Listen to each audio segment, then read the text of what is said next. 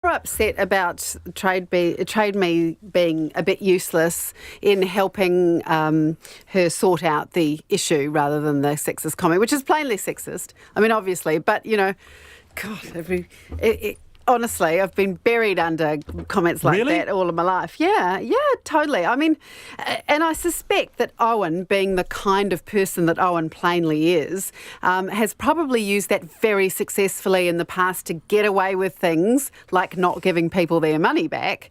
That's, I think, a distinct possibility, just my opinion. But I'm more upset that that this woman had to chase him through the disputes tribunal with, it appears, no help at all from Trade Me. I mean, how can you get that far down the road to try and get your money back and not even be able to establish this man's name? That's what really I found interesting in Morgan. I mean, what do you make of the way Trade Me appears to be protecting the party who's in the wrong? She only found out who he was when she went to court to sign a statutory declaration before his name was actually released. Yeah, it sits really uncomfortably with me. I see kind of similarities with other institutions as well. It's kind of like Trade Me is putting the business before what is just in this case.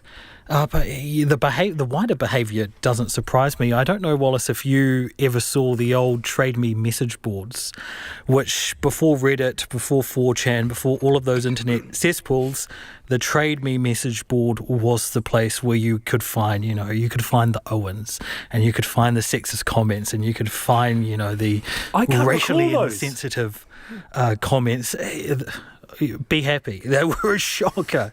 I used to run a blog, to my great embarrassment, in the early 2010s, and used to get links from the Trade Me message boards to my blog, and it was just terrible. The sorts of people who used to come through, it was really something else. What's the responsibility on Trade Me here? Do they have a responsibility, Ali, to make sure there's not racist, sexist or harmful communication through it? So, I mean, this has been the interaction between what we say on social media or on digital media and technology has been quite profound the last sort of year, hasn't it? Yes, indeed. Do they have a responsibility? Probably not legally. No, but once again, this goes to reputation management. So this is the second story to pop up within how many days? 3 days, about sexism and racism on Trade Me. And while they might not have any legal or actual responsibility to make sure this doesn't happen, it's a very bad look. It's a very bad look to be carrying ads that say, for accommodation that say no pets, no smokers, no Indians.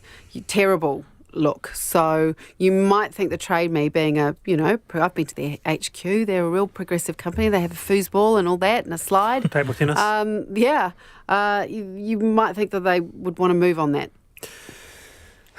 Final comment, Morgan. I want to ask, those message boards, when were they cleaned up? Or was that an example of actually them clearing up their mess? The problem is that they were largely moderated by members rather than by Trade Me staff. The Trade Me staff, I think, moderate them now, and that's when it was cleaned up. Once it was taken out of the hands of the questionable characters. Right. Morgan Godfrey, Ali Moore, you've been wonderful this afternoon. Thanks for being with us. Thanks for having me.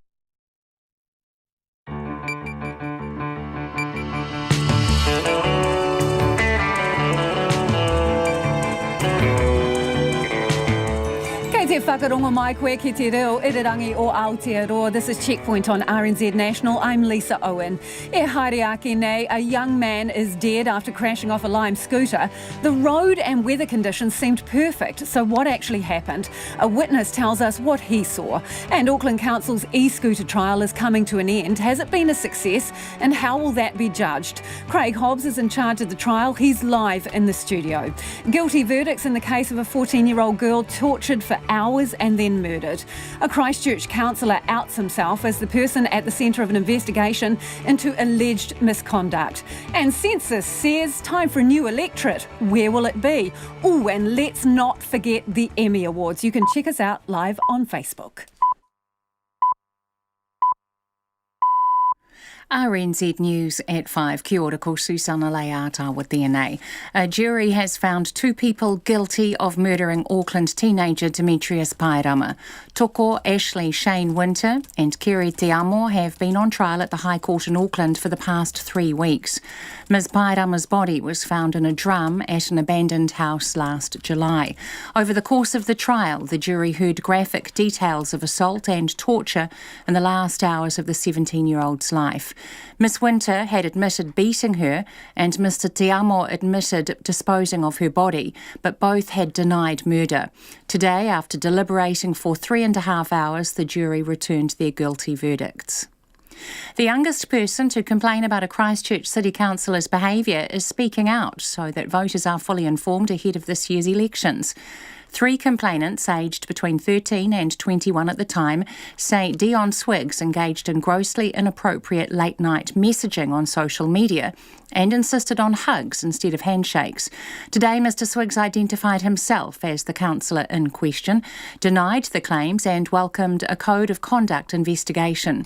The boy, who was only 13 when he first met Mr Swiggs and who RNZ has agreed not to name, has spoken exclusively to RNZ. He says it would be wrong to wait until after the local body elections for the public to be made aware of his claims. The voters of Christchurch Central deserve to know the full truth about who they're voting for. I'm here to say my story so that voters know that the person that they could be electing is not just as he seems. The youngest person making claims against Dion Swiggs. Acting Prime Minister Winston Peters says the government has had meaningful discussions with Fletchers on how to resolve the standoff at Ihumatao. Finance Minister Grant Robertson met with Fletchers last week at its request after Mana Whenua reached a consensus that they want the disputed land back from the building developer. Last week, Fletchers expressed its disappointment that 6 weeks after it halted building on the site, there had been no resolution. Mr Peters says he understands the talks with Mr Robertson were productive. Where various potential options were aired, the character and nature of which I can't share with you because no finality resulted from those discussions.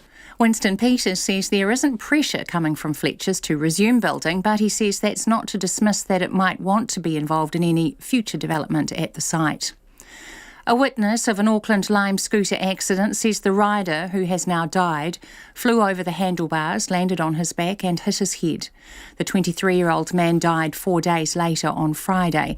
Jeff Young was driving behind the scooter in West Haven on Monday evening shortly after 6 o'clock. I noticed that he started to drift across to the right-hand side, and I believe that was probably looking over his shoulder. No doubt it probably seeing me come along, and then he got into trouble and he went flying over the handlebars and landed on his back and hit his head.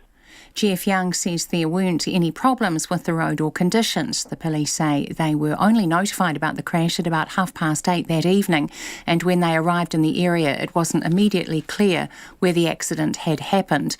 Officers have now found the scooter involved. A support group is calling for more consistent care and support for mothers whose babies die. The report out today shows the rate of stillbirths in this country continues to fall, but not for Indian and Pacific mothers. It also recommends a national bereavement care pathway. The Stillbirth and Newborn Death Support Group, or SANS, is a volunteer group run by bereaved parents, which provides care across the country, but isn't funded by the government. Its chair, Melanie Tarrant, says it's great there's been a reduction in the rate of stillbirths, but more needs to be done. There are inconsistencies in the bereavement care that parents receive, so if we could get a minimum standard of care for all bereaved parents, that would be fantastic. There are SANS groups around New Zealand, but we are not in all places. Melanie Tarrant. There are renewed calls for the government to change the relationship rules for people who are on benefits. At the moment, someone can have their benefit cut if they're deemed to be in a relationship in the nature of marriage after just a 6-week period. The Child Poverty Action Group says that should be pushed out to 3 years in line with the Property Relationships Act. Hannah McGowan, who receives the supported living payment, says changes have to be made. What will it take for our Prime Minister to see that while she can get married, many others are effectively banned from the same privilege simply because they were not born with perfect health? Hannah McGowan was among those who delivered a petition with 8,000 signatures to Jacinda Ardern's electorate office calling for urgent changes to the welfare system. It's 5:05. The same fitness standards that helped the Silver Ferns lift the Netball World Cup are remaining in place as the team look to kick on from their Liverpool triumph. New Zealand coach Nolene Taurua has named a squad of 13 for next month's 4-match Constellation Cup series against Australia. Defender Michaela Sokolic-Beatson and shooter Maya Wilson are the new faces, and Taurua says every player has met the minimum fitness level. You know, we really want to build on the things that we did in the lead up to the Netball World Cup. Obviously, what we did in Liverpool, and continue those standards leading into Con Cup, just so that we can work or be consistent in our performance. The Silver Ferns coach Nolene Taurua. The Constellation Cup starts in Christchurch on October 13. The Wallabies coach Michael Cheika has unloaded on Fiji for referring winger Reece Hodge to the Rugby World Cup judiciary. Hodge has been cited and is awaiting a hearing over a tackle during Australia's 39-21 win on Saturday. The tackle left Fiji flanker Petheli Yato concussed, and a post-match referral deemed it dangerous. Cheika says he spoke with Fiji coach John McKee after the game, and given there was no suggestion the incident would be taken further, the Wallabies coach finds it against the spirit of the game. Fiji then went behind his back and asking for it to be looked at. And Liverpool have retained their 5-point lead at the top of the table in football's English Premier League. The Reds have become the first team to win their first 6 matches in successive seasons with a 2-1 victory away to Chelsea. That's the news. Glitchy coverage of the rugby leaves fans seething. Sort it out so we can watch our rugby. Why can't we just watch it on Sky? Never had a problem. But Spark promises to do better. It wasn't good enough. We very much apologise for that, and we're confident that the remaining matches will all stream well. Meanwhile, fans in Japan just stoked with the result. One of the greatest games I've been to. A lot of nervous tension in there. The Japanese fans were all about it. I thought they were all for us, but they just clapped at everything. Problem-free broadcast Morning Report, weekdays from 6 on 101 FM, on air and online. Then on 9 to noon, what could breathe new life into New Zealand's lacklustre capital markets and encourage more investors in? And after 10, Melbourne comedian and TV presenter Corey White on his new memoir and how he's turned a traumatic childhood into humour. Join me, Catherine Ryan, on 9 to noon after Morning Report on RNZ National. Now the short forecast from Met Service to midnight tomorrow. Northland to Waitomo, including Coromandel, Bay of Plenty and Central High Country. Scattered showers turning to widespread rain for a time tomorrow, possibly heavy and thundery. Gisborne and Hawke's Bay fine tonight, rain for a time tomorrow, easing to showers tomorrow afternoon. Taranaki to Wellington, also Wairarapa. Rain developing tonight or overnight, turning to scattered showers tomorrow, but clearing Kapiti, Wellington and Wairarapa. Nelson and Marlborough, scattered rain, clearing early morning. Showers from Marlborough tomorrow afternoon and evening. For Canterbury, cloudy period, scattered showers tomorrow afternoon and evening. Bulla and Westland, rain, turning to occasional showers tonight. Fiordland, showers.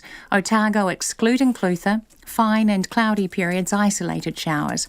For Southland and Clutha, fine and cloudy periods, showers. Chatham Islands, drizzle developing tonight, turning to rain tomorrow and becoming heavy. RNZ National, it's 5:08. Thanks, Susanna. This is Checkpoint and I'm Lisa Owen. A witness to a Lime scooter accident that proved fatal says the rider was catapulted over the scooter's handlebars on what appeared to be a clear, flat section of road in near-perfect conditions at Auckland's West Haven Marina a week ago today. The 23-year-old died in hospital on Friday, and police say the death has been referred to the coroner. Lime is currently part of an Auckland Council e-scooter trial, and we'll hear more on that shortly. But first, Jeff Young was driving along West Haven Drive behind the scooter at the time of the accident. He explains what he saw. At approximately 6:15 p.m, I was travelling towards the marina. That would be towards the Harbour Bridge, having just passed Swashbuckler's restaurant within about 500 metres. I was travelling obviously on the left-hand side of the road.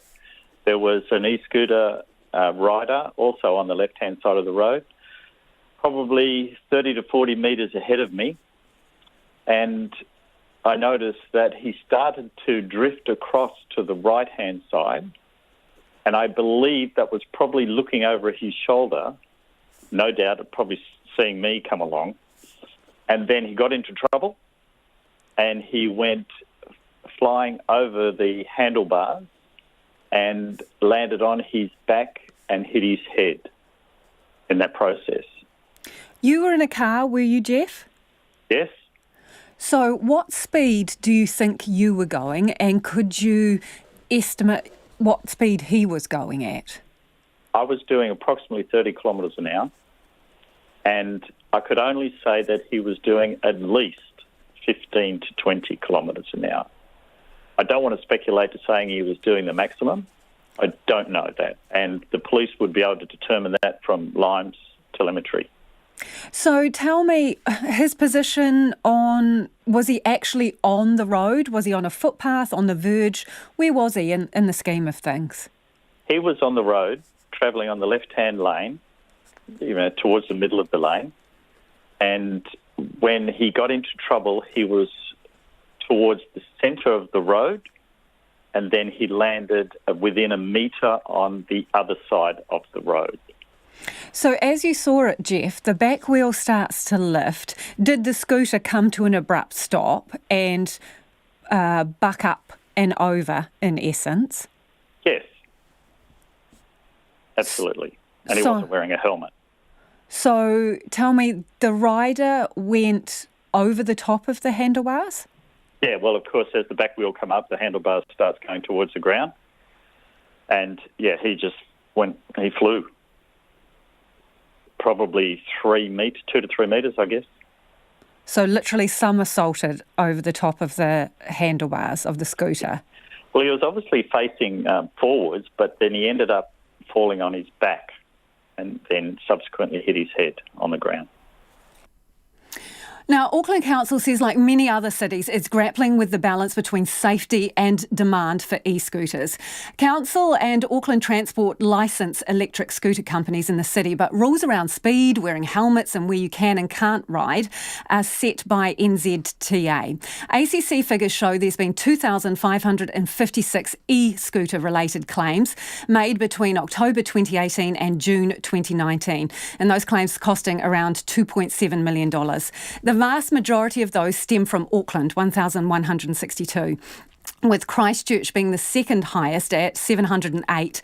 Included in the claims are 56 concussions, 59 dental injuries and 412 fractures or dislocations. There are about 6 weeks left to run on the second phase of Auckland Council's electric scooter trial. That trial included beefed up reporting requirements after Lime scooters were earlier taken off the streets due to a braking fault. Well, joining me now is Auckland Council's Director of Regulatory Services, Craig Hobbs. Thanks for coming into the studio, Craig. Thanks, Lisa. Is there any mechanical fault at play here? Lisa, before we do that, can I just offer my condolences to the family? I mean, this is a terrible, terrible tragedy for the young man involved, obviously, and the family involved. And, we really do feel for them. It's a very sad situation. So I just wanted to pass on our condolences from Auckland Council. Understand. So what do you know about whether a mechanical fault is an issue here? Yeah, we know very little at this stage. The coroner's investigating, obviously, and that's probably the right place to have this. We have had an initial report out of Lime, which they're obligated to do within 48 hours when a situation like this occurs. The initial information from them indicates that they don't believe there is a problem. Having said that, we are asking for more information. What more information do you need from them? Well, we need to have a full evaluation by an organisation that actually is independent, that understands root cause analysis, that can look at the firmware software issues. Who's that going to be? So at the moment, Lime is giving you information, but you're going to get someone to do an independent look at the scooter? We're commissioning our own investigation as well, and I won't share who that is at this stage. Why not? I don't think that's appropriate in terms of using the name of the individual.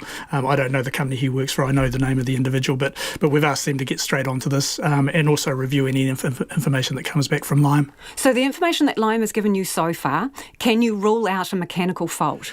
I don't think we can rule out anything at this stage. We're not seeing a systemic issue in terms of like the locking incident where we had a whole lot of examples of it happening. This is it appears to be a one-off. Having said that, we need to satisfy ourselves that it's not a systemic issue.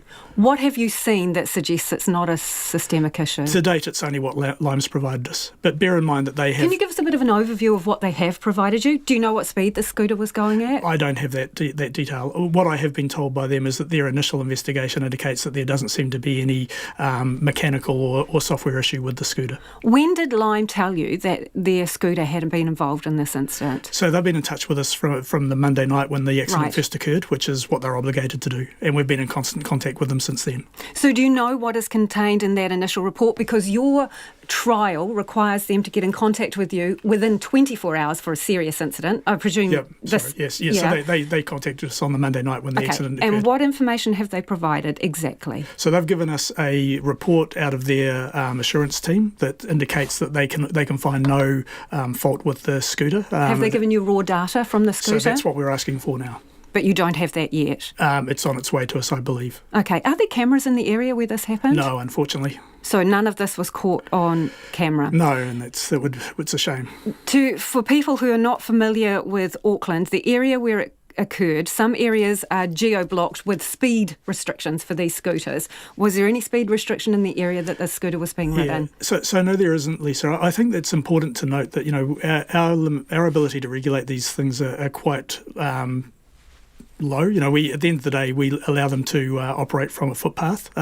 We have no responsibility around wearing helmets or speed or where they can be ridden. That's the NZTA, as you've identified. Certainly the rideshare operators have come to the party through influence with us to geofence. My understanding is this is outside of the geofencing area. So there was no speed restriction, voluntary speed restriction in the area where this accident occurred. Yeah. And if I could just add too, I think the other thing that we are, I guess, pleased that the three operators will come to the party with the geofencing, which offers some level of comfort around speed in high pedestrian areas. In fact, there's more privately owned e-scooters out there now, which we have no control over at all.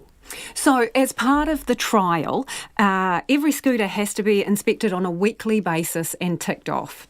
Yes, correct. Yep. So the scooter involved in this accident, were its inspections up to date? Yes, they were. So have you seen evidence of that? I've seen the report from Lime that indicates that is the case.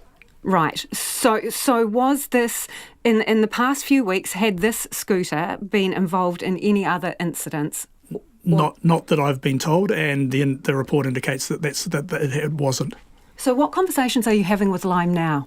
So, look, in terms of getting into detail, Lisa, we have to be careful, obviously, because there's a coronial investigation. We want to ensure that there is no issue with Lime scooters or any other rideshare scooter at all in terms of a systemic issue. We want to, obviously, safety is our paramount objective. And you can't be sure of that at the moment? Well, the level of detail we've had, and bear in mind that we haven't got everything we want yet, is indicating there is no systemic issue. Okay. Having said that, we don't have the data.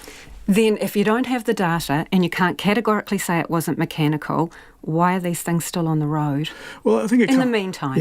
Yeah. So at the end of the day, we can only go by what we see. I mean, as I said before, if it was a systemic issue, and we did take action pretty quickly on the wheel locking because we saw examples of a whole lot of issues that we had to address. We're not seeing that in this case, but if the evidence does prove that there is a systemic issue, then we will immediately consider our options, and suspension would certainly be one of those options. So the trial period has got 6 more weeks to run on it. Briefly, how would you characterise Lime's compliance with the requirements put on them? Yeah, they've been good. I mean, all the operators have. Since we updated in the second trial, we updated the code of practice. We asked for them to consider safety, and they've done that through the geofencing and education. So it's good. So will they be getting a licence extension? Well, it's too early to make a comment on that. We haven't finished the trial. We haven't evaluated the data from the trial. I mean, this has certainly given us pause for thought, and it'll certainly be part of our consideration when we come to the end of the trial. So in terms of that consideration, who's going to make that decision? Because there has been some criticism. Lester Levy from Auckland Transport's board said he felt it should have gone to elected officials to make a final decision. Who will make this decision? Will council make it, or will a committee, or you? Who makes it? So we're operating under a bylaw that officers manage, and as a result of that, there will be we have a steering group who look after the rideshare the scooter program, and they will be the people that would make the decision. As we did with the wheel locking, it was made by officers. That decision was made by officers. Are you comfortable with that? Is the Mayor comfortable with that? Well, look, I haven't talked to the Mayor about this, but it is an operational issue, and I mean, we're Let me put it another way. Do you think it should stay an operational issue, or do you think elected members should have the opportunity to rubber stamp this or not? Well, I think officers will have the information to make the decision and have enough information, and that'll be communicated to elected officials. I mean, they're obviously very interested in it. They have a stake in this. What we need to consider if we're going to move forward with a rideshare scheme is around how our bylaws can manage that. That's where the elected officials come in, because they would be the ones that would determine any changes to a bylaw. Okay, we're running out of time and I want to get to that in a minute, but since these extra requirements were on Lyme, how many serious incidents have been reported to you? So in the reporting that I've seen over the last week or so, and bear in mind I don't get the reports, they go to the person who manages the program. I mean, we know of 5 incidences. And what are those things? So that 3 of them from memory were people basically saying that they'd had an accident, they'd come off through their own misuse, if you like, and that was disclosed. We've also had the situation, of course, where there's a court case being taken around a rider hitting a pedestrian as well. So that's pretty much where that are the incidents that have been reported to us. And has Lyme during this time breached any of your reporting rules? No. So are you getting what you need from central government here? Because the issue comes up about helmets. This young man was not wearing a helmet. There's no requirement to wear a helmet. And also, do you think people are clear about where they can ride these things? Because I'm not so sure they are. Yeah, look, we will continue to advocate and push central government to change. What does that mean, advocate and push? Come on, spell it out for me. Well, we don't control the roads. We have no involvement in the road user rules. When was the last time you had communication with them about this? We've been involved with them regularly, pushing our case around greater controls. How regularly? So what, in the last week, in the last month? Yeah, we had a symposium on Friday where the Ministry of Transport and NZTA were at. We had all the local authorities at that symposium. So the accident had happened by that stage? Yes, correct. And was there any sense of a shift in attitude? We weren't aware of the fatality at that stage. But still was a serious accident at that point? It was a serious accident. I mean, there have been other serious accidents. I mean, and this is why we want them to consider and review their road user rules around this. Have you got any undertakings from them? They're considering everything we've put to them as they are with every other submission around their Accessible Streets program, which is where they will make the changes. We hope that they take on board the sort of information and issues that we're addressing here. Are they dragging the chain? Look, you'd have to talk to them about their processes. Okay, and let me put it another way. Is the lack of action on their part making your job at council difficult in terms of dealing with e-scooters?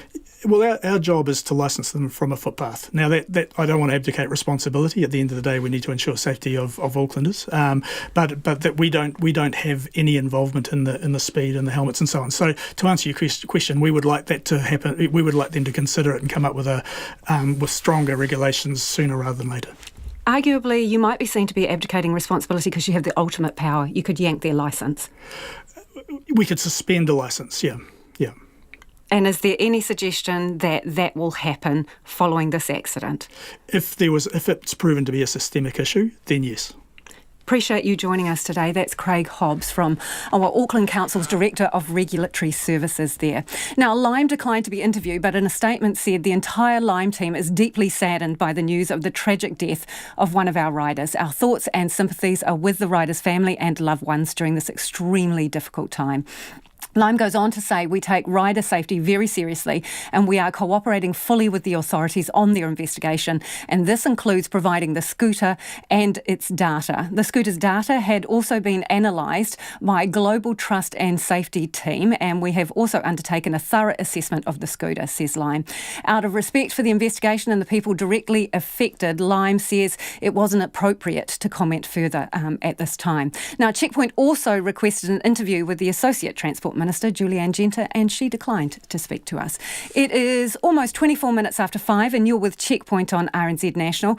As always, we're keen for your feedback on this. Do you welcome the e-scooters in Auckland and the rest of the country? Are they working for you or do you see problems? You can text us on 2101, tweet us at Checkpoint RNZ or email checkpoint@rnz.co.nz.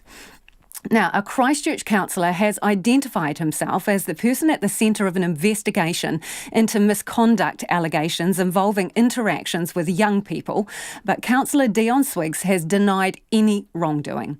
The three complainants, aged between 13 and 21 at the time, say Mr Swiggs engaged in grossly inappropriate late-night messaging on social media on numerous occasions and insisted on hugs instead of handshakes.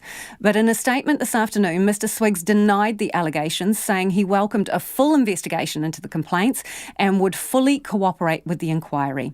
Conan Young spoke exclusively with the youngest complainant, whose voice we have altered to protect his identity. The boy, who we'll call Josh, was only 13 when he says he first met Councillor Dion Swiggs at a youth event in July 2017. He offered to shake the councillor's hand, but was instead offered a hug. At the end, right when I was being like, okay, bye, to go off to talk to other people, he was like, oh, okay, come in, and went in for a hug. I didn't want a hug from him. I hadn't even known who he was, and that whole entire time it was an incredibly uncomfortable experience for me, being a young person with someone who is much older and in a position of power. Just over a year later, Josh says there was more physical contact that made him feel uncomfortable, again at an official function for young people that Mr Swiggs was attending in an official capacity. So I went in for a handshake. He said, oh, I think we're past that. He then went in for quite a big hug that was kind of not just your kind of typical kind of friend hug. It was very over the arms, going into quite a bear hug, which made me feel incredibly uncomfortable. Not a place or I wanted to be after that because of it, because it's kind of like, as a whole, just gross. It made me feel unsafe. It made me feel like this wasn't a place I could belong, because I was constantly having to worry about those types of things. Josh says there was more unwanted touching by Mr Swiggs about 6 months later at a youth festival. He wanted a selfie, and so I was like, okay, cool. He then went in to hold the, go around my back and hold by my hip. He went and took numerous photos holding on in a very place that was uncomfortable for me for a long period of time, probably 8 to 10 seconds, which is quite a while when you think about it, taking a photo. Then there was the pet name Councillor Swiggs had for Josh. He introduced me to another elected member using that nickname as well. So the nickname, not using my name, was Baby, then insert name. That in itself is just so gross. At the same time as all of this was going on, Josh says Dion Swiggs was exchanging late-night messages with him on Facebook. He says the only reason he was friends with the councillor on Facebook was because the much older man was a city councillor and somebody he felt he needed to maintain a professional relationship with. One of the first messages he received from him on Facebook was signed off with an X. Others included emojis with love heart eyes. But it was the one Josh received in May of this year that encouraged him to finally break his silence and tell somebody what had been happening. Out of the blue at 10 or 11 p.m. at night, he messaged me saying, yo, where is your profile picture? Again, I saw that message, but I didn't want to have to reply. I felt uncomfortable at replying, especially at a late time of night. So I left that until the next day, where I then replied saying, oh, I just didn't like the one I currently had. I'm just waiting till I take a new one. He then replied back late in the evening and said, oh, but insert name, you're a very attractive young lad. No need to be so hard on yourself. Again, I saw that message. I wanted to avoid it. I didn't want to have to reply. It made me feel uncomfortable, gross, almost sick to some point with the power imbalance and kind of where he was standing in society and me as a young person. At this point, Josh's case was taken to the mayor on his behalf by an advocate. A short time later, he told his father. At first, the advocate only disclosed the late-night message to the mayor. Leanne Dalzell says she agreed to speak to Mr Swiggs about appropriate behaviour and the power imbalance that exists between a councillor and a young person. She also says she banned him from events where he'd be in contact with young people. Ms Dalzell says she met with representatives for the young people again later in June and explained to them that the council's code of conduct process was extremely poor for dealing with such matters because it relied on a vote of the council, and even then the council could only make a recommendation. At this point she offered up the possibility of restorative justice. She then handed the matter on to the acting chief executive, Mary Richardson, to deal with. The council has now started a code of conduct process, starting with an independent investigator looking at whether a further investigation is warranted. Dion Swiggs has declined several interview requests, but in a statement this afternoon, he said it was important for him to identify himself to stop aspersions being cast on his council colleagues. He went on to say he denied any allegations of misconduct and he welcomes the investigation. Mr Swiggs said he would fully comply with the inquiry. Meanwhile, with voting closing in less than 3 weeks, Josh says it would be wrong to wait until after the local body elections for the public to be made aware of his claims. The voters of Christchurch Central deserve to know the full truth about who they're voting for. I'm not going to go and say any views on it, but I'm here to say my story so that voters know that the person that they could be electing is not just as he seems, and that there are things behind that about how his actions and comments have made a minor feel. It remains unclear how long the inquiry will take, but Mr Swiggs says he hopes it will be resolved quickly so Christchurch ratepayers have certainty ahead of the election. Kei o te tahi ahau mō te hotaka o te ahi, ko Konanyang tēnei.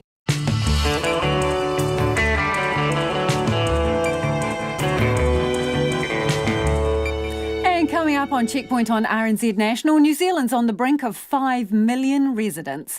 Jacinda Ardern prepares to address the UN Summit on Climate Change, and we go live to Tokyo. What will the All Blacks do for 10 days? We would love your feedback on anything you've heard on the programme. Should helmets be compulsory on e-scooters? Let us know what you think. You can text us on 2101. You can tweet us at Checkpoint RNZ or flick us an email, checkpoint@rnz.co.nz. Let's go now to the headlines with Susanna. A jury has found 2 people guilty of murdering Auckland teenager Demetrius Paerama. Toko Ashley Shane Winter and Kerry Diamo have been on trial at the High Court in Auckland for the past 3 weeks. In the course of the trial, the jury heard graphic details of assault and torture in the last hours of Ms Paerama's life. The youngest person to complain about a Christchurch City Councillor's behaviour is speaking out so that voters are fully informed ahead of this year's elections. 3 complainants, aged between 13 and 21 at the time, say Dion Swiggs engaged in grossly inappropriate late-night messaging on social media and insisted on hugs instead of handshakes. Today, Mr Swiggs identified himself as the councillor in question, denied the claims and welcomed a code of conduct investigation. Acting Prime Minister Winston Peters says the government has had meaningful discussions with Fletchers on how to resolve the standoff at Ihumātao. Finance Minister Grant Robertson met with Fletchers last week at its request after Mana Whenua reached a consensus that they want the disputed land back from the building developer. Last week, Fletchers expressed its disappointment that 6 weeks after it halted building on the site, there had been no resolution. Auckland Council is commissioning an independent assessment of Lime scooters to see if a mechanical fault could have caused an accident which led to the death of a rider. ACC figures show there have been more than 2,500 e-scooter related claims from October 2018 to June 2019. Auckland Council's Director of Regulatory Services, Craig Hobbs, told Checkpoint the council is not seeing a systemic issue, but they're not ruling anything out. A support group is calling for more consistent care and support for mothers whose babies die. The report out today shows the rate of stillbirths in this country continues to fall, but not for Indian and Pacific mothers. It also recommends a national bereavement care pathway. The Stillbirth and Newborn Death Support Group, or SANS, is a volunteer group run by bereaved parents, which provides care across the country but isn't funded by the government. Those are the latest news headlines from RNZ National. Our next news and weather update is at 6. Thank you, Susanna. If you're just tuning in, this is Checkpoint and I'm Lisa Owen. Let's go to business news now with Nona Peltier. Nona, so the government has announced some tweaks cuts for small businesses on the tax front. What's on the agenda? Interesting. It comes from discussions around research and development. So that's been an area which the government has said that they would like to see the spending on research and development elevated to about 2% of GDP. At the moment, it's about 1 and 1.3, that sort of thing. So there's a way to go. And one of the ways they're going to encourage it is by allowing businesses, any kind of business, big, small, or otherwise, to write off the cost of feasibility studies. So sometimes when you're wanting to try something new, if it doesn't work out, you can't write it off because you're not going to be making any money out of it in the future. So you can't sort of move those losses forward and then take it at some other time once you've realized some gain. You might try something and it doesn't work. And so then what do? So you've out of pocket the money, so why spend it to begin with? This way, you'll be able to write off the cost of trying things out, up to $10,000 as in the year that you do it, but otherwise you can write off greater amounts over 5 years. So this is a big thing in terms of encouraging people to try new things. And hey, if you fail, no problem, you get to actually write that off against your income. So it's a way of putting money into the economy, trying new things, lifting productivity. It's not a bad idea, and it's not that expensive. I was going to say, any feedback on the amount of money there? Because 10 grand doesn't seem like that much. That's 10 grand in the first year. So if you spent less than $10,000, say you tried something new for 5 grand, you can write that off right away. If you spent 50 grand, you've got over 5 years to write it off. So it's not that you can't spend more. It's just that you can only do that much in each year. In the first year. Yeah. Okay. So I'm interested in this, how to make women better off in retirement. Someone's got a smart idea about that, have they? Yeah, there's been some research done as part of a review of the Retirement Commission. They look at, what can be done. And one of the things that came out of an Auckland University public policy research paper was the idea of a care credit. So it's interesting that 1 out of every 7 women over the age of 65 are living in poverty. And that's twice as many as the men. Like there are men also in poverty, but women who take time out of work to look after children and provide care to other family members potentially are missing out on those contributions to their saving long term. So the idea is to give them a credit for those times and perhaps boost up their retirement. So some kind of inject from the government for every year you might take off looking for a child. Yeah. So it's an idea. It's in a public policy paper, so it's not necessarily going to be adopted. But it's an interesting situation because we do know that, poverty is a terrible thing at any age, but when you're older, you really don't have very many options to earn additional money or to receive money, perhaps. And statistically, with home ownership lower, presumably we're going to have a whole lot of older people in retirement who don't have the asset of their own home. And that's especially so for single mums, that they have that problem too. So it's going to be something to see what happens in the future. We are looking always at how things can be Interesting improved. Talking point for sure. Yeah, for sure. Okay, so I guess you want to know what else happened in the markets, I do. right? Yeah, okay. I love the numbers, Nona. Yeah, I know you do.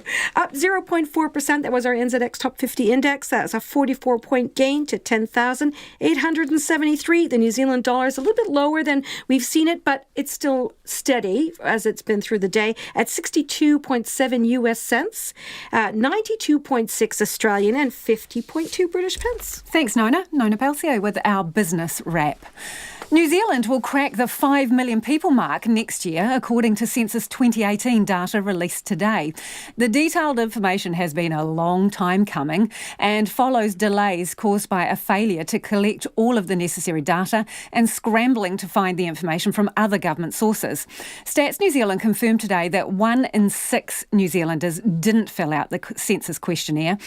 And the population boom has had an impact on electoral boundaries and the number of electorate seats for the 2020 general election. Here's our political reporter, Joe Moyer.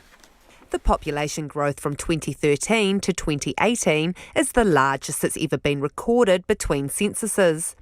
About 61% of the population growth is in the 4 most northern regions.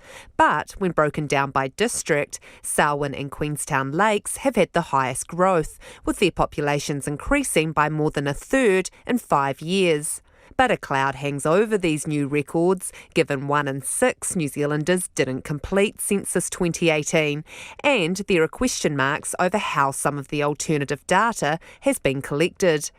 The external data quality panel set up by the government's chief statistician in August last year provided its initial report today, which endorses the statistical approach Stats NZ took to plugging the gaps. But Professor Thomas Lumley, a member of the panel, says while the dramatic recovery of data through other means has been effective, there's concern the public didn't know their data would be collected in this way. We do not think that Stats NZ have clearly established social licence to link a wide range of government data, tax, education, health, into the census. There are distinct but related issues about cultural licence for trusted use of Māori data. And we feel that the lack of clear social licence raises ethical concerns and could impair public trust in future government data collection. The Statistics Minister James Shaw says Stats NZ hasn't broken any rules. They are not wrong to have used that data to use those gaps.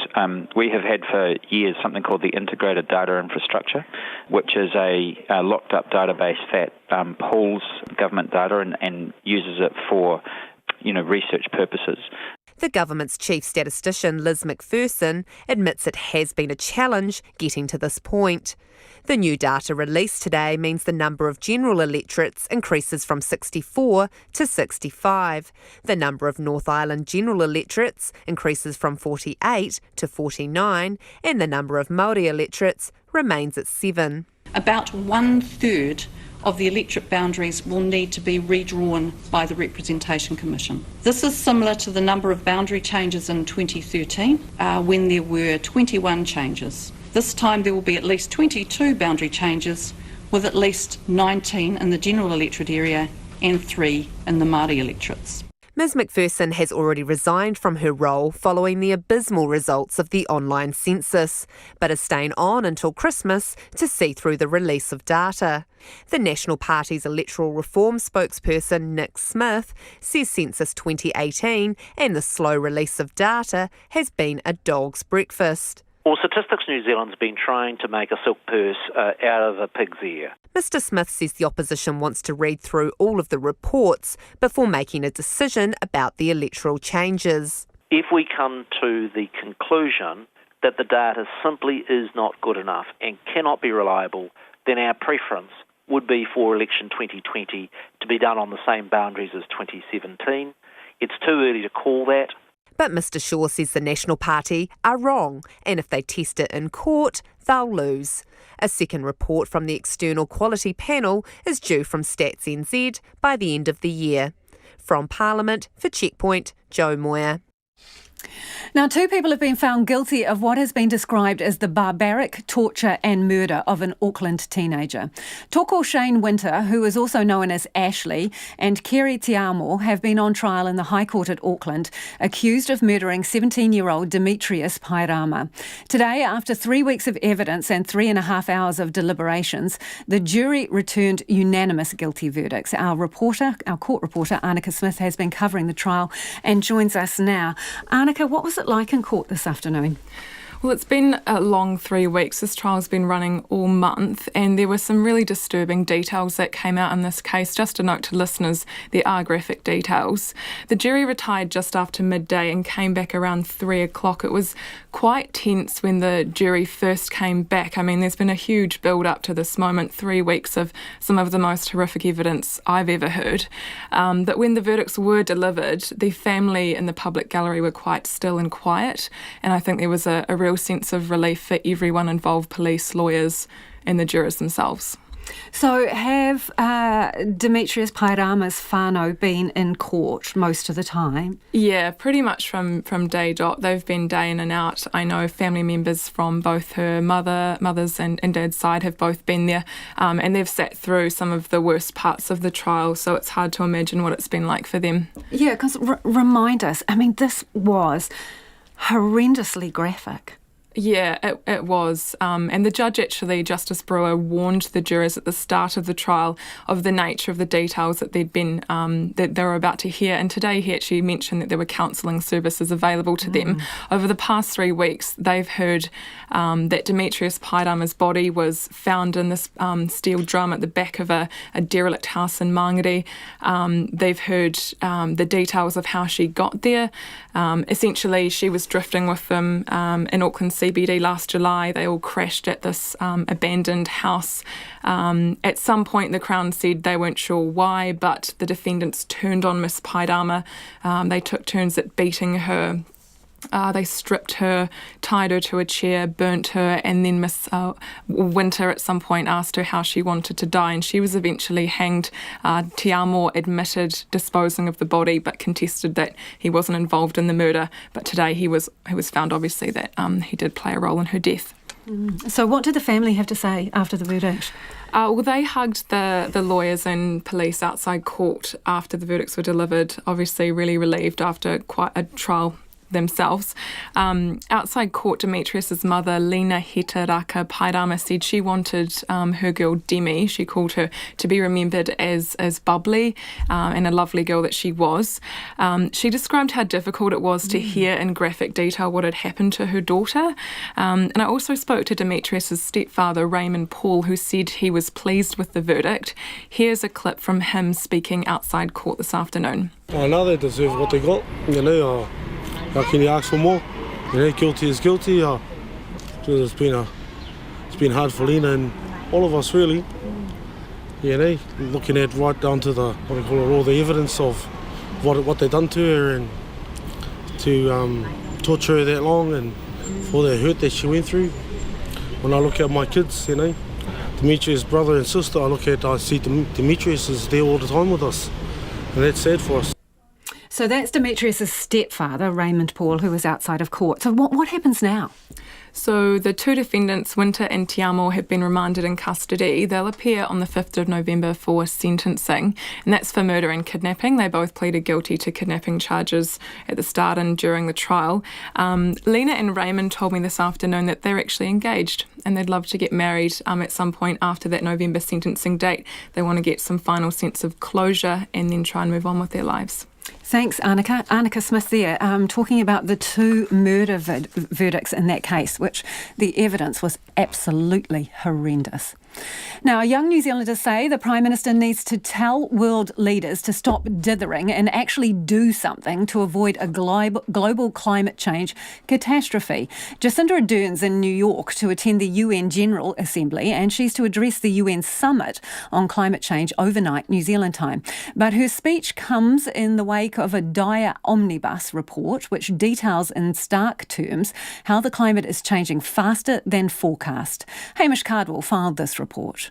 Another day, another terrifying climate change report. This one from the World Meteorological Organization, which covers the 5 years to June, pulls together the latest science to help inform world leaders at the UN's Climate Action Summit in New York. It says the telltale signs of climate change, sea level rise, ice loss, and extreme weather has increased over the period, which was the warmest on record. It says countries must triple their climate emissions targets to limit global warming to 2 degrees. New Zealand climate scientist Professor James Renwick says the report lays out how bad things really are.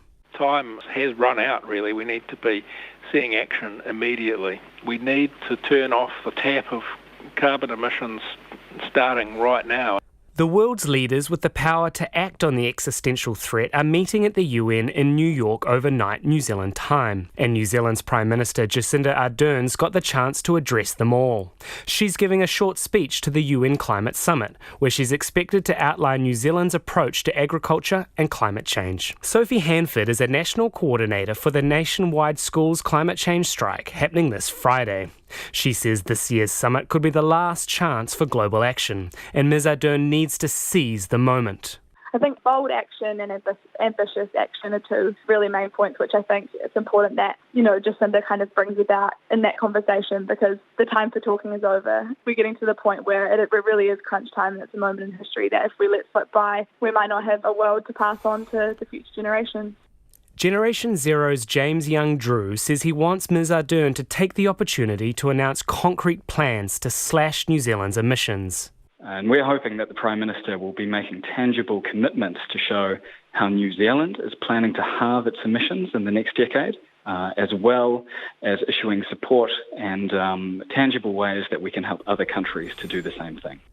Professor Renwick agrees the planet's running out of time, and the world leaders at the UN meeting must come out with a clear strategy. If we allow the climate to change so much that all of our agricultural production around the world is severely affected, water supplies around the world are severely affected, sea level rise displaces hundreds of millions of people, it's hard to imagine just how catastrophic that could be. So we are sitting on an absolute time bomb here if we don't take action. Ms Ardern is to speak again on climate change tomorrow morning New Zealand time at a UN forum to major business leaders and heads of state and government. The UN Secretary-General Antonio Guterres will issue a summary of commitments from world leaders at the end of the summit. For Checkpoint, ko Hamish Cardwell tēnei.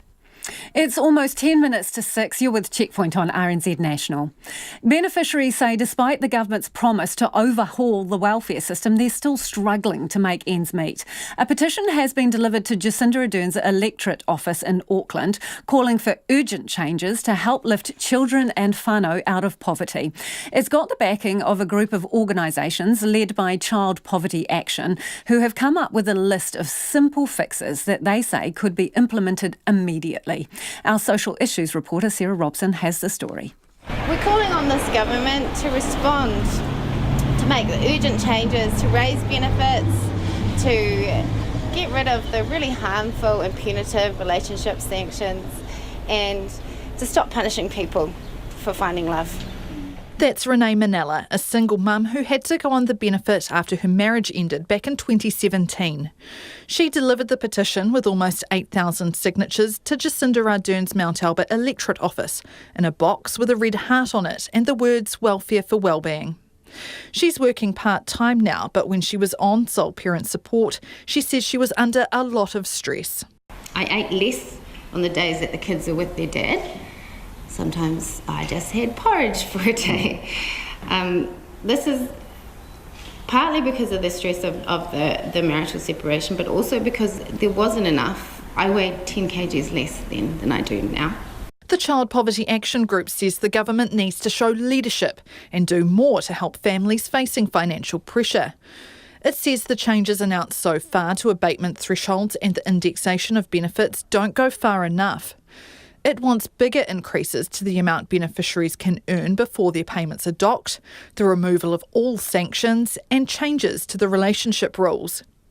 Hannah McGowan is a single mum of 2 teenagers. She's on the supported living payment, what used to be known as the invalid's benefit. I was born with a dysfunctional immune system. I have Crohn's disease, several chronic pain disorders, and I struggle with mental health issues exacerbated by poverty and isolation. Hannah McGowan blames that isolation on the rules that mean someone can lose their benefit after just 6 weeks because they're deemed to be in a relationship in the nature of marriage. What will it take for our Prime Minister to see that while she can get married, many others are effectively banned from the same privilege simply because they were not born with perfect health? And she says the benefit just isn't enough to live on. I've seen 3 budget advisors and they all tell me I am doing everything right, that I am very responsible with money, but I am simply not receiving enough income to cover my basic needs. I constantly struggle to afford food and heating. Kafa Mamaya is a solo mum on the benefit. She has 4 kids and says school holidays, which are coming up, are particularly hard. It's another emotional part where I can't afford to take my children anywhere, movies or somewhere nice for them on the holidays. They deserve it. Kafa Mamaya says she has to feed her family cheap food like noodles and rice. It's not healthy. Some of our children are not well because we're eating cheap food. It's very, very expensive now to eat healthy. Food's gone up. Vegetables, fruits, all of that, meat's gone up. The Social Development Minister, Carmel Sepuloni, has previously said she expects to take a 3 to 5 year plan for welfare reform to Cabinet before the end of the year. Mō te hōtaka o te ahi, ko Sarah Robson, aho. Well, the All Blacks made a flying start to the defence of their Rugby World Cup title in Japan over the weekend, beating the Springboks 23-13 in Yokohama to take control of Pool B and stamp their mark on the tournament. Now, our rugby expert. We're going to call him Joe Sporter for the duration of the Rugby World Cup. It's a shorthand for us. Joe Sporter is in Tokyo and he joins us now. Hi, Joe. Has the dust settled over there now? What do we make of this win over the Springboks? What does it mean for the All Blacks from here on in? Yeah, well, look, it was a convincing win now that I look back on it. At the time, I thought there was a few things that the All Blacks possibly wouldn't be so happy with, and that still remains the case. But let's think about this. The Springboks were considered the All Blacks' biggest rival coming into the World Cup, and no one quite knew where the All Blacks stood after that 16-all draw with the Boks in Wellington in July. So let's look at it from an outside perspective. 23-13, a convincing win. They handled all the Springboks could throw at them at the start before taking control of the game. And with 10 minutes left after they'd put themselves more than a converted try away, they just shut the game down. Some nice play to get around the Springboks' rush defence, some new tools, I think, that we saw from the All Blacks. A few new tricks up their sleeve that they unleashed in that game, and I think they'll be very, very happy with the way they performed. And basically what it means is that they control their own destiny now. They've got easy-ish games, you would say, against Canada, Namibia and Italy.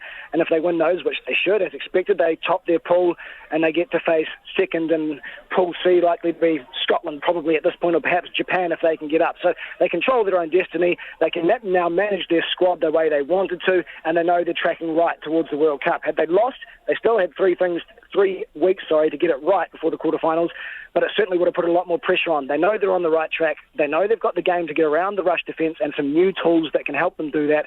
I guess from now on it's just about managing their squad and hoping they don't get any major injuries before what should be some big quarterfinals and semi-finals against some Northern Hemisphere teams.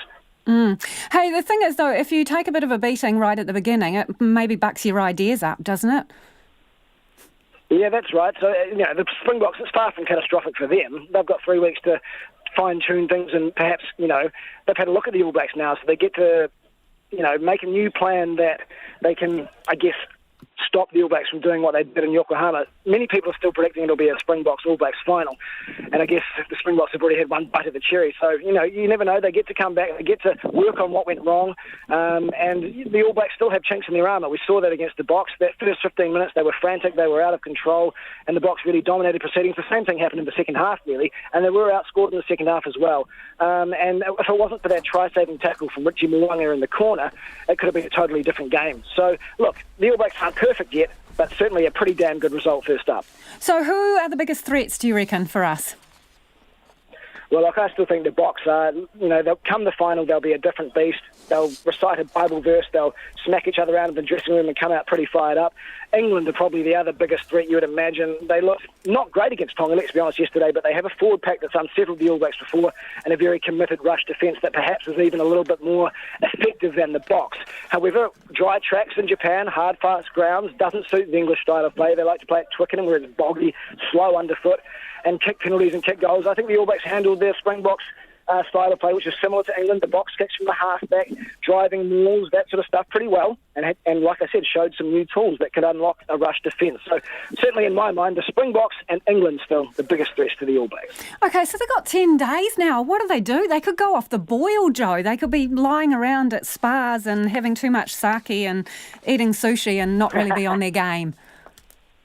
Yeah, well, you're right. There is I guess, a risk of that happening, but that's probably why it was good to play South Africa first, because it's their real litmus test. If you started with Namibia, Canada, had a gap in between, Italy, and then the Boks last, you wouldn't really know where you were going through those games. You might go off the boil, but they've beaten the Boks. They know they're tracking well, so now they just need to manage their squad. Sure, 10 days is a long time between games, but they're playing Canada next. They should win that game quite comfortably. Now they can rotate their squad, use all 31 players within it, keep the guys that are carrying niggles fresh, keep their sort of top choice 15 or 23 fresh. And then they've got 4 days between Canada and Namibia, and they get to experience a short turnaround. So they'll just rotate players. They'll make sure the key guys aren't getting too much game time and aren't getting injured. And I think now they basically get to control everything until the quarterfinals. So no, I think they're in a very good place. Thanks, Joe. Good to talk to you. That is Joe Porter, our sports reporter in Tokyo there. A lot of feedback from you about the scooters, e-scooters. Penny has got in touch to say Singapore have cleaned up their scooter regulations, which are now pragmatic and clear, with all scooters licensed for safety. Maybe we could look at those instead of each council reinventing the wheel, says Penny. Someone else says, during my recent 5-day visit to Sydney, no Lime scooters were evident, although there were a number of others that appeared to be privately owned and riders wearing helmets. Catherine has been in touch to say, again, council obfuscates responsibility for the tragic harm and chaos it has created by licensing these e-beasts without specific monitoring. That e-scooter trial in Auckland is about 6 weeks left to run on it. Someone else says, are scooter companies going to make sufficient ACC contributions out of their profits to cover the millions of dollars in medical costs incurred by their injured customers, or is that going to be up to me, tax-paying non-scooter user? And this one in Wellington today, there was a scooter going over 22 k's on a shared pathway. How does this person know? Well, they said they were on a bike and tried to keep up with them just to see how fast they could go. I never travel that fast when there are other people around. Slow them down for the sake of pedestrians. And then the intense scrutiny around Lime scooters, this person says, without taking away from their safety issues, where is RNZ's intense scrutiny around how many people have died or been seriously injured in cars? RNZ News at 6. Ngā mihi nui ko Susana Leata tēnei. The family of an Auckland teenager who was tortured to death say the pair who've been convicted of her murder deserve what they get. Toko Ashley Shane Winter and Kere Te Amo were found guilty today at what's been described as the barbaric murder of 17-year-old Demetrius Pairama. The pair have been on trial at the High Court in Auckland for the past 3 weeks. Jurors unanimously returned guilty verdicts after 3.5 hours of deliberation. Outside court, Ms. Demetrius' mother, Lena Hita Raka Pairama, said she wanted her girl to be remembered as happy and bubbly. Ms. Demetrius' stepfather, Raymond Paul, said he was pleased with the verdict. I know they deserve what they got, how can you ask for more? Guilty is guilty. It's been hard for Lena and all of us really, looking at right down to all the evidence of what they've done to her and to torture her that long and for the hurt that she went through. Raymond Paul. Winter and Te Amo will be sentenced on the 5th of November. Lime has told Auckland Council there were no mechanical or software problems with one of its e-scooters involved in a fatal accident last week. But the council says it can't rule that out and is commissioning its own investigation and reviewing all information the company provides. A 23-year-old man died on Friday after coming off the Lime scooter last Monday in the suburb of Westhaven. Auckland Council's electric scooter trial, which has 6 weeks left, requires all scooters to be inspected weekly. The council's Craig Hobbs has told Checkpoint that Lime says the scooter's inspections were up to date and there were no problems. Mr Hobbs says the council is not ruling anything out. We're not seeing a systemic issue in terms of like the locking incident where we had a whole lot of examples of it happening. This is it appears to be a one-off. Having said that, we need to satisfy ourselves that it's not a systemic issue. Director of Regulatory Services, Craig Hobbs. The Christchurch City Council has appointed retired High Court Associate Judge John Matthews to do a preliminary assessment of the complaint regarding Councillor Dion Swiggs. 3 complainants, aged between 13 and 21 at the time, say Mr Swiggs engaged in grossly inappropriate late-night messaging on social media and insisted on hugs instead of handshakes. Today, Mr Swiggs identified himself as the councillor in question, denied the claims and welcomed a Code of Conduct investigation. The Council's acting chief executive, Mary Richardson, says Associate Judge Matthews is treating the matter with urgency and she will provide further advice once his assessment is completed. New research shows transgender and non-binary New Zealanders are 9 times more likely to report high or very high psychological distress compared to the general population. Counting Ourselves is the first comprehensive study on the health and well-being of gender-diverse New Zealanders. Murphy reports. Of the more than 1,100 trans and non-binary people surveyed, almost a third had experienced sexual violence. 79% of people had seriously contemplated suicide at some point. Those numbers were even higher for younger gender-diverse people and those with a disability. Counting Ourselves principal investigator Dr. Jamie Veal says the levels of discrimination and violence against trans and non-binary people are extremely serious. She hopes the survey is the first step in improving the health and well-being of these communities. Ko Murphy tēnei. A climate activist says the Prime Minister needs to tell world leaders to stop dithering and take action to avoid a global climate change catastrophe. Jacinda Ardern's in New York and she's to give speeches at the UN's Climate Summit to world and business leaders. Climate Strike organiser Sophie Handford says this year's summit could be the last chance for world leaders to take concrete steps. She says Ms Ardern needs to tell the leaders that if they don't seize the moment, there might not be a world to pass on to future generations. The UN's Secretary-General will issue a summary of commitments from leaders at the end of the summit. The British dark comedy Fleabag has been the surprise winner at the Emmy Television Award ceremony in Los Angeles, with 4 prizes in several categories. Game of Thrones won Best Drama. The BBC's Peter Bowes has more details. Fleabag. It started as a one-woman play at the Edinburgh Festival. Now Fleabag is the toast of Hollywood. The BBC sitcom took the awards for Best Comedy, Directing, Writing and Best Actress for Phoebe Waller-Bridge, the show's creator and star. It's just really wonderful that to know and reassuring that a dirty, pervy, angry, messed up woman can make it to the Emmys. So thank you so much. Jodie Comer, who plays a psychopathic assassin in Killing Eve, took the award for Best Actress in a Drama, beating her co-star Sandra Oh. Peter Bowes reporting. It's coming up to 6:05. Patience is the key for the All Blacks lock Brodie Retallick as he returns from injury at the Rugby World Cup.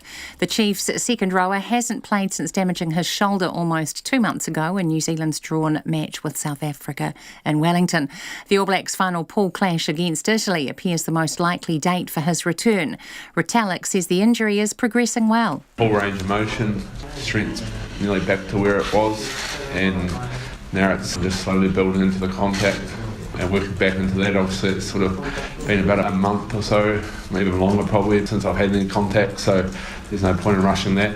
All Black Brodie Retallick. Meanwhile, the Wales coach Warren Gatland says they'll be focusing on victory, not bonus points, during their tournament opener against Georgia tonight. The Six Nations champions open their campaign against the world's 12th ranked team in Toyota City.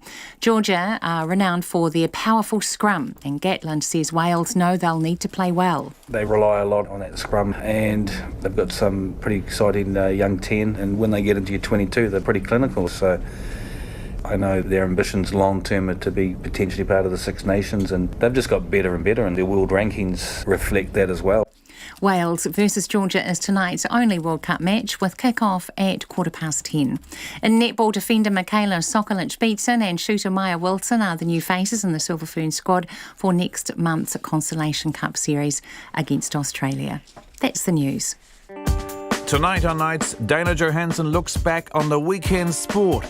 Was there anything else happening besides the Rugby World Cup?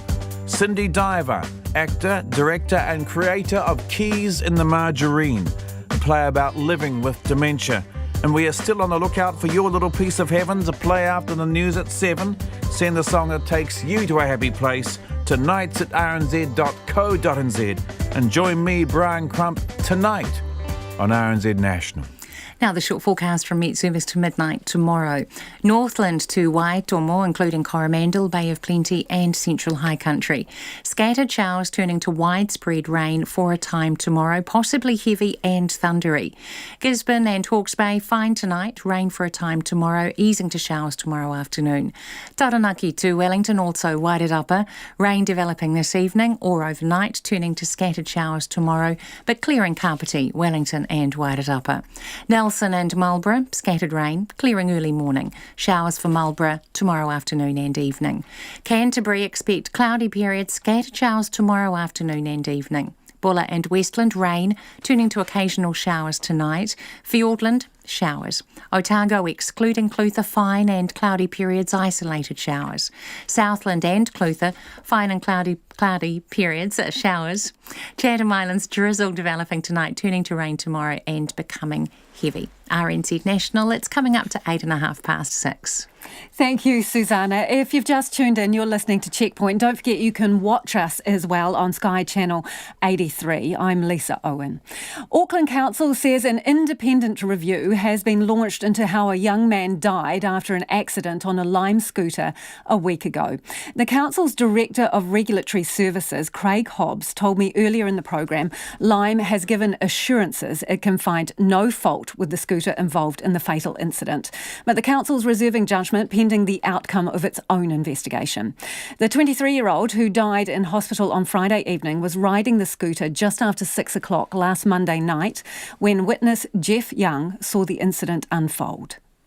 There was an e-scooter rider also on the left-hand side of the road, probably 30 to 40 metres ahead of me, and I noticed that he started to drift across to the right-hand side, and I believe that was probably looking over his shoulder, no doubt probably seeing me come along, and then he got into trouble and he went flying over the handlebars and landed on his back and hit his head in that process.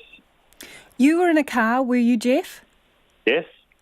So what speed do you think you were going, and could you estimate what speed he was going at? I was doing approximately 30 kilometres an hour, and I could only say that he was doing at least 15 to 20 kilometres an hour. I don't want to speculate to saying he was doing the maximum. I don't know that. And the police would be able to determine that from Lime's telemetry.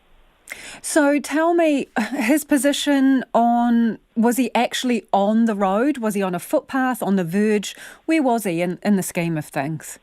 He was on the road, travelling on the left-hand lane, towards the middle of the lane. And when he got into trouble, he was towards the centre of the road, and then he landed within a metre on the other side of the road, so on the other lane. When you say he got into trouble, Jeff, just talk me through what was the first signs that you thought, oh, something's going wrong here? The back wheel lifting and him flying over the handlebars. So the back wheel lifting off the ground? Yes. I've ridden these things and I know what they can and can't do. And I could only have assumed, and this is my assumption, and this is not actually, verified, that if you turn the handlebars too quickly when you're at speed, then the chances are with the momentum and the weight that's on that, something will have to give, and it's likely that the handlebars will lock up to one side, and I think you'll probably find that the wheel could be at like 45 degrees from the back wheel. With that momentum and that speed, it's not possible that you're going to turn. It's going to stop. Basically, the front wheel will just stop, and then you'll just fly over the handlebars. So as you saw it, Jeff, the back wheel starts to lift. Did the scooter come to an abrupt stop and buck up and over, in essence? Yes, absolutely. And he wasn't wearing a helmet. So tell me, the rider went over the top of the handlebars? Yeah, well, of course, as the back wheel come up, the handlebars starts going towards the ground. And, yeah, he flew. Probably 2 to 3 metres, I guess. So literally somersaulted over the top of the handlebars of the scooter? Well, he was obviously facing forwards, but then he ended up falling on his back and then subsequently hit his head on the ground. And no helmet, as you say? No helmet, no. What did you do at this point? I was still on the left-hand side, the normal side of the road that I should have been on, and I stopped, put my emergency lights, flashing lights on, and then got out. There were 2 or 3 people also that were walking by on the boardwalk, and we all sort of converged on him at the same time. The other people indicated they only heard what happened, they didn't see what happened. And one of the girls had her phone and called emergency services, and you could clearly identify that they were asking, is he breathing? Because the girl was saying, yes, breathing in, breathing out. She did that quite a few times. And the people around were all saying, what can we do for, what can we do? And the response from the emergency services was leaving. And we could understand why, because it could have been a spinal injury or anything like that. So he ended up, somebody put a jacket over him. I got close down and, touched him and said, "You okay, you okay?" But there was no response. How long did it take, do you think, between that time and the ambulance arriving? 15 minutes, maximum 20. And did the police appear on the scene while you were still there, Jeff? No. There was another thing, and that was the Lime scooter was moved from where it lay on the road to just off the road, which was then onto the bark that was there. There was quite a large garden, I guess, or bush area where there was a lot of bark just immediately next to the road. That's where it was put. Who put it there, Jeff? Couldn't tell you. What about, what time of night was it that you said, and was it dark or rainy? What kind of evening was it? No, it wasn't dark at the time the accident occurred. It was 6:15. I think sunset is around 6:30 or 6:25. So it definitely wasn't dark. But by the time the ambulance arrived, it was getting darker. But the conditions I would have thought were pretty good, generally speaking, yes. And so the police, have they taken a statement from you, Jeff? No, but I have spoken to them a couple of times. They couldn't identify where the accident occurred at all, because I believe they did turn up a couple of hours later, but there was nothing left. I'm not even sure if the Lime scooter was there when they arrived. But they do want me to complete a statement. And that's Jeff Young, who witnessed last week's fatal Lime scooter accident. And Jeff also told us that a young woman walking past took a note of the serial number of the scooter. Researchers say the first comprehensive survey on the health and well-being of trans and non-binary New Zealanders reveals serious health inequalities. The Counting Ourselves report was released last night at a community event in Auckland. Digital journalist Murphy has been reading the report. As a young person, Felicia Brown-Acton faced severe discrimination because the gender she was assigned at birth did not align with who she is. Leaving school early and home at the age of 16, she struggled to get by and ended up on the streets.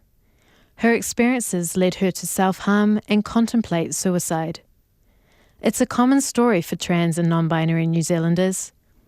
Counting Ourselves researchers based at the University of Waikato found gender-diverse people are 9 times more likely to report high or very high psychological distress compared to the general population. Principal investigator Dr. Jamie Veal says there are serious issues with the levels of discrimination and violence against trans and non-binary people. That's perhaps reflected as well in what we see with our quite alarmingly high levels of suicidal thoughts and suicide attempts. So we have more than half of our participants had seriously thought about attempting suicide in the last 12 months. Those numbers were even higher for gender-diverse people with a disability and for youth. They're statistics that have never before been available. In fact, trans and non-binary people are rarely counted. Most general population surveys in New Zealand, including the country's annual health survey, don't collect information about trans and non-binary people. Counting Ourselves was a chance to fill these gaps. Felicia Brown-Acton is now the director of FINE, an organisation that supports Pacifica gender-diverse people and their whānau. She sees how beaten down trans and non-binary youth still are today. I fear for what's ahead of us in the future. It's not getting any better. Our people are finding it harder to cope as a result of other people. The statistics are sobering. Of the more than 1,100 people surveyed, almost a third had experienced sexual violence. Some of those who filled out the survey had never shared their story with anyone else before. Others told of how hard their life was and the support they were giving to suicidal friends. Co-investigator Jack Burns says it's a community under stress and a community looking after each other. That feels like a huge responsibility to us as the researchers to share those stories and for other people to listen and to resource our communities to do the work that we're all doing voluntarily to try and save lives, basically. Jack says he hopes the numbers are a wake-up call about the need for action. Mō te hōtaka o te ahihei, ko Murphy tēnei. It is 18 minutes after 6. You're with Checkpoint on RNZ National. A jury has been told specific details about the way grass was folded on a secluded Whanganui track as it considers the circumstances around missing man Brett Hall's disappearance.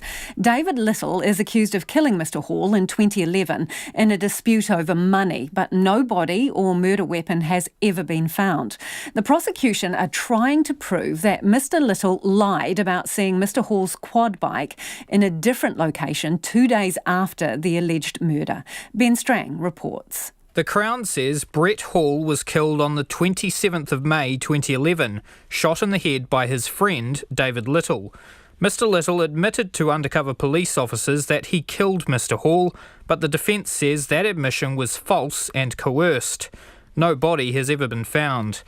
At the time, a large search and rescue operation was conducted north of Whanganui because Mr Hall's quad bike was found at the top of a track leading into dense bush. It was believed he got lost while hunting. Mr Hall's son, Damien Hall, saw the quad bike in question at the top of a track on the Saturday, but only from a distance. He says when he was at his dad's property during the search effort on the 1st of June, the quad bike hadn't moved from where he'd seen it 4 days earlier. It was still in the exact same location. Exact same location as where we had seen it on the Saturday. In fact, the police even took me to that same vantage point to make sure it still looked as it looked on the Saturday. Did it? Identical, yeah. But the defence says the bike did move because David Little saw Brett Hall on the Sunday at his camp and he had the quad bike with him. The Sergeant Major of the Army, Clive Douglas, was called in as an expert tracker when Mr Hall went missing. He says it's nearly impossible that the quad bike could have been up the track more than once in a 10-day period. What we came up with, and hence why the 10 days, is that based on what we saw, that it's virtually impossible for that quad bike had gone up there more than once. And when you look at that position, that's a key indicator because to go forward, if you get on that bike and drive it forward, that grass ahead, it would have left something. And within that time period, we would have picked it up.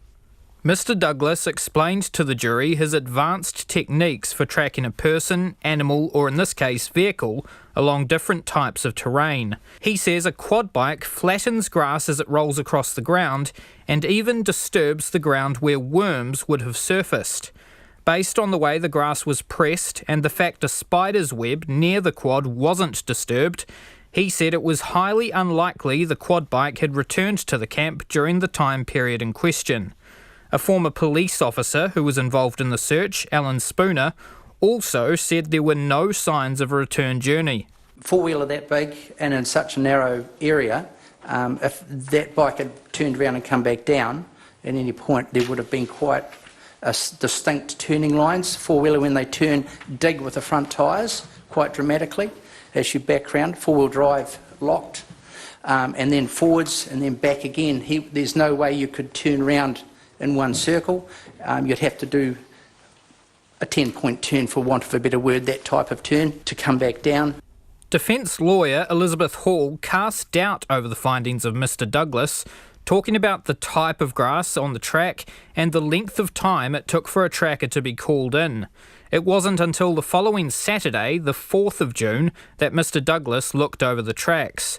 She asked if there was a more scientific approach taken. There wasn't any experiment or an attempt to assess what it would have looked like if the quad bike had been reversed and moved back down. No, ma'am. The trial is in its second week and is expected to stretch into November. For Checkpoint, Ben Strang. And to Fiji now, where authorities are hosing down widespread rumours of another coup as civil society groups started warning their members to prepare for unrest. The Fiji Muslim League sent out a memo to all its communities, warning them to seek extra security today. But others have scotched the rumours and blamed failed politicians for stoking fear. Here's Alex Perrottet. In the last hour, Fiji's military has taken to the streets of the capital, Suva. It appears to be only a drill outside the barracks, but people have posted photos on Facebook expressing their fears at the show of force amid the talk of an imminent coup. Tupo Draunindalo, a lawyer and former MP, says the fact that past coup plotters still dominate the Fiji parliament gives more weight to the fears. I've just seen pictures that people have sent me of towns being empty. There was some early in the morning, some shops still closed on what used to be very busy in the mornings. You can't blame them when you've got all these cool people involved. On Friday, the Fiji Muslim League sent a memo urging its schools and places of worship to take appropriate security measures today. But the president of the Masjid ul Halil Mosque in Lautoka, Abu Bakar Sadiq Koya, says he has confidence that Fiji's security forces will keep them safe.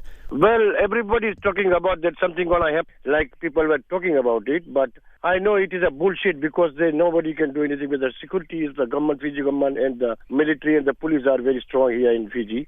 The security forces were forced to react, posting messages online to reassure the community that there was nothing to worry about and the rumours were fake news. Over the weekend, the Fiji Times reported about 50 police officers marched through the main streets of Lautoka, accompanied by motorcycles and patrol vehicles. The Deputy Secretary for the Ministry of Defence and National Security, Ilai Modeida, denies that march had anything to do with the rumours of civil disturbances. There's nothing happening that people should be afraid of. The police, the security force at this time, everything's normal. They've assured the people of Fiji that everything's normal. And we can confirm that everything's normal from the Ministry of Defence and National Security. Tupo Draunindalo says the government will not be concerned about the rumours, especially as it has the military on side. But she says it will be upset at the negative impact on businesses and investor confidence in the country. Supremely confident, no worries whatsoever. They joke about it, I think. But the only thing that would upset them, again, I think what's upsetting them is the business climate. As far as I know from my own context, the military has always been fully behind this government. They've improved their living conditions and working conditions a great deal, which I think is fair. So where exactly did the rumours begin? That's impossible to tell, but last week a former minor political party candidate, Feroz Ghulam Mohammed, posted a message online saying it's the perfect time for a coup, as the Prime Minister Frank Bainimarama and his Defence Minister Inia Seruiratu are in New York attending the United Nations Climate Summit. Those comments have also prompted a police investigation. The acting police commissioner Rusiate Tundrabu is also out of the country and wouldn't comment. For Checkpoint, Alex Perrottet. And there was additional reporting there from RNZ Pacific's Christine Ravoy. Moves by Instagram to shield young people from weight loss and cosmetic procedures are being viewed with scepticism by some. The social media site owned by Facebook is often dotted with celebrities or influencers peddling dodgy products like weight loss lollipops or scam diets. Now, Instagram will try to stop that content going to people under 18, but it's facing criticism that it's just a PR move to try to save its fading reputation. The ABC's Victoria Pengilly reports. British actress Jamila Jamil says if celebrities and social media influencers were realistic about the diet and detox products they advertise, they'd sound a little something like this. Hi you guys, I just had to tell you about this new amazing supermodel shake that I've been drinking. I've only been taking it for 3 days and I've already lost 35 pounds and I've got abs, but I've never done a day's exercise in my life and I haven't been on a diet. I ate 5 hamburgers last night. She's referring to the countless ads for weight loss products promoted on social media platforms such as Instagram. But that's all about to change. Instagram has introduced a new policy for users aged under 18, which would restrict ads for weight loss products and, in some cases, remove them completely if they make unfounded claims. It's a move that's been met with praise from clinical psychologist Rachel Cohen. So I think it's great to see giant platforms like Instagram taking an initiative in this space, and I think that does speak volumes. Instagram can be a really dangerous space for young people by promoting and reinforcing these really unrealistic beauty ideals and unhealthy dieting practices, especially when you're having these influencers and celebrities getting paid crazy amounts of money to post a picture of themselves with the diet product that really has no scientific evidence behind it. But she says this is just the beginning. And people over the age of 18 are also at risk. A lot of my research has been with 18 to 30-year-olds, and I've consistently found that this age group is just at risk too. We can see that it's not just an effect on the young and vulnerable, but all of us are at risk. A study published by Macquarie University last year showed that social media, Instagram in particular, may lead to negative thoughts about body image and self-objectification. Melissa Wilson is from the Butterfly Foundation, which researches eating disorders. There is a correlation between the amount of time that people spend on social media and body image issues and eating disorders. And we know that unhealthy images and unhealthy content on social media certainly contributes to those risk factors developing for an eating disorder. Dr. Catherine Archer, a social media researcher and lecturer at Murdoch University, says it's high time companies like Instagram take more responsibility for content on the platform. I think it's obviously starting to realise that it does have some corporate social responsibility, that it is a huge media force, particularly for young people and young women as well. So I think it's probably maybe too little too late. In a statement, Emma Collins, Instagram's public policy manager, said the policy will reduce the pressure that people can sometimes feel as a result of social media. And so much feedback from you on the Lime scooter issue. Just before we go, a Hamilton bus driver's been in contact to say they often see riders in the wrong lane on scooters and with 2 to 3 adults on them and some young children sitting on the base of the scooter. This person says they get in the way of wheelchair users and block bus stops. Max, also from Hamilton, says helmets should be compulsory, but in cars. At 6:30, the family of an Auckland teenager who was tortured to death say the pair have been convicted of her murder deserve what they get. Lime has told Auckland Council there were no mechanical or software problems with one of its e-scooters involved in a fatal accident last week.